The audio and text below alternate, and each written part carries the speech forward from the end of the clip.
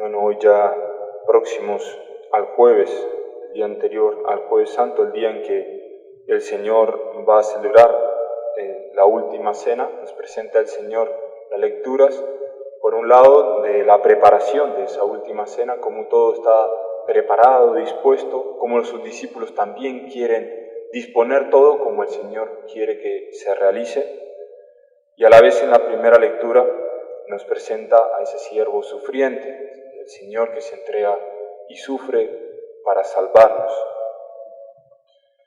Y escuchábamos en la primera lectura, en la profecía de Isaías, que el Señor abre el oído al profeta para escuchar y el profeta no se resiste. Y entonces estamos ante un acto de obediencia, un acto de amor, en la que la persona hace el esfuerzo por no echarse para atrás, como dice el profeta, que no se echa para atrás, sino que quiere permanecer. Entonces permanece ahí ante los golpes que le dan, incluso ofrece la mejilla a aquellos que meciaban la barba, su barba, no le esconde el rostro a los ultrajes o a los salivazos. Sabemos que todo esto el Señor fue el que lo vivió y se cumple en el Señor. Pero además el profeta dice que el Señor Dios es mi ayuda. Por eso no endurecía el rostro como pedernal, dice, sabiendo que no quedaría defraudado. También más adelante va a decir, mi defensor está cerca. Mirad, el Señor Dios me ayuda. ¿Quién me condenará? Entonces, ante estas palabras que el profeta dice, nos podemos hacer una pregunta. ¿Qué ayuda le da el Señor al profeta? ¿Qué ayuda da Dios a ese hombre que está sufriendo el desprecio de los demás, la burla de los demás? ¿Qué ayuda da Dios al hombre que sufre la injusticia del mundo, que sufre las acciones del injusto? La respuesta está en el Evangelio, porque Jesucristo es esa ayuda, es ese favor que Dios da al hombre. Vemos en el Evangelio, por un lado, a unos discípulos que le preguntan al Señor cómo quiere celebrar la Pascua, dónde quiere que se realice. Por tanto, vemos en ellos, en los discípulos, ese deseo de querer hacer lo que su maestro les indique. Pero a la vez vemos al mismo Señor que quiere celebrar la Pascua. Él que conociendo todo lo que va a sufrir, lo que va a hacer, lo que sus apóstoles van a hacer, lo que va a hacer Judas, quiere celebrar esa Pascua con ellos. Pero por otro lado vemos en contraposición a Judas, que no quiere hacer lo que su maestro le indica. El Señor le advierte muchas veces de que Él es el que lo va a entregar, que el Hijo del Hombre tiene que ir, que lo entregarán, que morirá, que tiene que padecer. Y le está diciendo que Él va a ser el que lo entrega. Y Judas no quiere escuchar, no quiere lo que su maestro le está diciendo. Y a la vez hoy le advierte que va a ser Él. Y le dice una sentencia muy fuerte: más vale que ese hombre no haya nacido. Más le valdría a ese hombre no haber nacido. Y aún así Judas no quiere lo que su maestro le está diciendo. Pero tenemos pues a nuestro Señor Jesucristo. Él sabe que va a entregarse, Él sabe que Judas está ahí delante de Él y que es Él el que lo va a entregar. Sin embargo, Él quiere celebrar esa Pascua. Él sabe que tiene que ir a Jerusalén, que allí lo van a prender, que lo van a flagelar, que van a coronar de espinas, que va a ser juzgado injustamente ante las autoridades romanas y a la vez que van a sentenciar injustamente su muerte. Y así el Señor quiere. Conoce todo eso y a la vez el Señor quiere, porque Él quiere lo que su Padre quiere, es decir, está queriendo de la voluntad de su Padre. Hoy el Señor nos muestra en el Evangelio un dato que no me parece pequeño, ¿sí? Dice que el Señor fue vendido por 30 monedas. En el libro del Deuteronomio dice que los esclavos eran vendidos por 30 monedas. Entonces el Señor fue vendido a precio de esclavo. Y como decía San Pablo en estos días, el domingo en la segunda lectura, nos decía, el cual, hablando de Jesucristo, siendo de condición divina, no retuvo ávidamente ser igual a Dios, sino que se despojó de sí mismo, tomando la condición de esclavo. Es decir, ese tomando la condición de esclavo no son unas palabras, o no es para significar que el Señor se abajó, no, fue comprado a precio de esclavo. Judas entrega al Señor un esclavo y le dan las monedas. Y el Señor quiere entregarse. Es decir, que el Señor también quiere entregarse, pero quiere entregarse por aquel que es esclavo, por aquel que está sometido al pecado, para liberarlo, para liberarlo.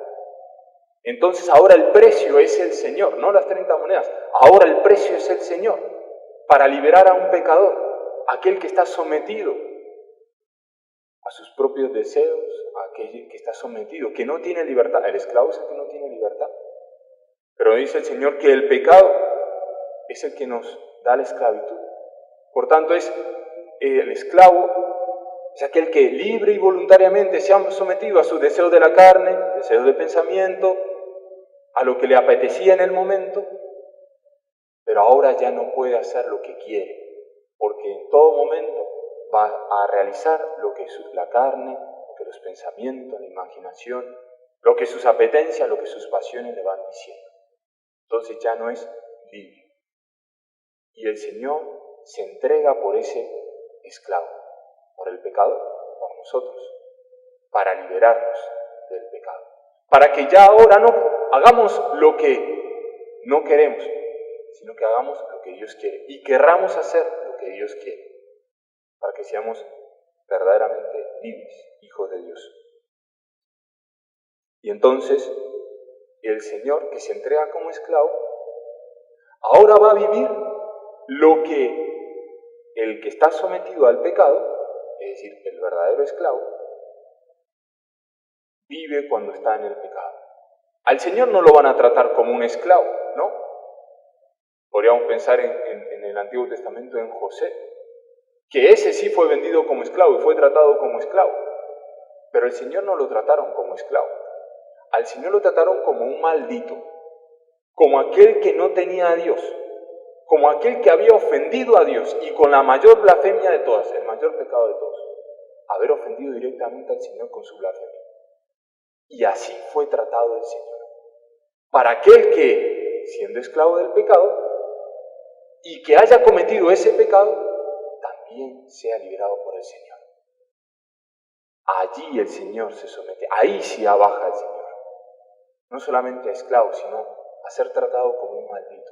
Y por eso será crucificado con la pena que merecen no solamente los ladrones, sino el maldito. Pues el Señor viene a liberarnos para que nosotros podamos querer lo que Dios quiere, para que podamos vivir como verdaderos hijos de Dios. San Pablo, en la carta a los Corintios, nos dice lo siguiente.